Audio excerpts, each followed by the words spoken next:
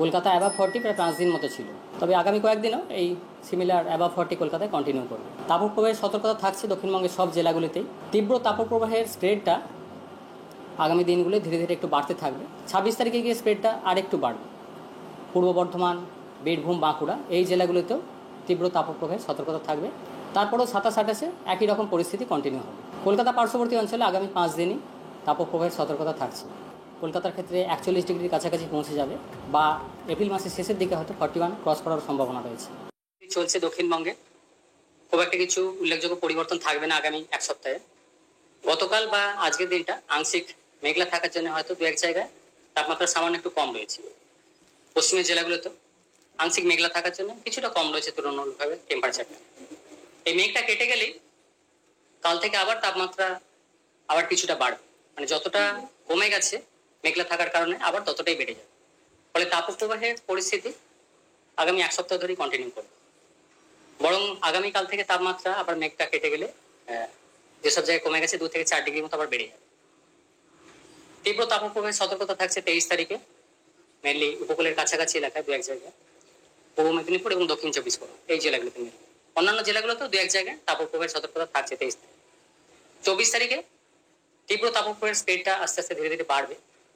এই 23 তারিখের জেলাগুলো যেটা বলা হলো এর সাথে যোগ হবে পশ্চিম মেদিনীপুর, পশ্চিম বর্ধমান, বাঁকুড়া এই জেলাগুলোতেও 24 তারিখ তীব্র তাপপ্রবাহের সতর্কতা থাকছে। 25 তারিখে আরেকটু তীব্র তাপপ্রবাহের স্প্রেডটা বাড়বে দক্ষিণবঙ্গের জেলাগুলিতে। বীরভূম, ঝাড়গ্রাম, পূর্ব বর্ধমান, উত্তর 24 পরগনা, হুগলি এই জেলাগুলোতেও দু এক জায়গায় তাপপ্রবাহ থেকে তীব্র তাপপ্রবাহের সতর্কতা থাকবে 25 থেকে 27। কলকাতা পার্শ্ববর্তী অঞ্চলে 23 তারিখে এখনো পর্যন্ত যা তাপমাত্রা রয়েছে 2:30 পর্যন্ত সর্বোচ্চ 39.1 ডিগ্রির কাছাকাছি রয়েছে। আংশিক মেঘলা থাকার কারণে তাপমাত্রা কিছুটা কম রয়েছে। তো আগামীকাল থেকে এই মেঘলা ওয়েদার যেটা রয়েছে এটা কেটে গেলে তাপমাত্রা কলকাতার জন্য বাড়বে। পরবর্তী কয়েকদিনে বেড়ে 40-41 ডিগ্রির কাছাকাছি পৌঁছে যাবে কলকাতা পার্শ্ববর্তী অঞ্চলে সর্বোচ্চ তাপমাত্রা। বৃষ্টিপাতের খুব একটা কিছু উল্লেখযোগ্য সেরকম নেই। গতকাল ছিল পশ্চিমের দু একটা জেলায়, বিশেষ করে ঝাড়গ্রাম, পুরুলিয়া এইসব সাইডে দু এক জায়গায় হালকা বৃষ্টি ছিল গতকাল। আজকেও 23 তারিখেও পশ্চিমের জেলাগুলো দু এক জায়গায় লোকালাইজড হালকা ধরনের স্বল্পস্থায়ী বৃষ্টিপাতের সম্ভাবনা থাকছে। সিগনিফিকেন্ট কিছু নেই।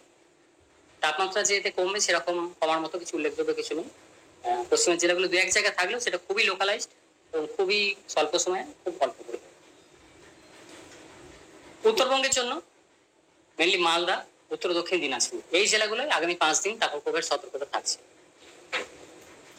দার্জিলিং, কালিম্পং এর ক্ষেত্রে আগামী 4-5 দিন দু এক জায়গায় বৃষ্টিপাতের সম্ভাবনা থাকে উত্তরবঙ্গে। দক্ষিণবঙ্গের সিগনিফিকেন্ট কিছু নেই সেরকম বৃষ্টি, মেনলি হয়তো কালকে কিছুটা হয়েছে দু এক জায়গায় খুব হালকা ধরনের।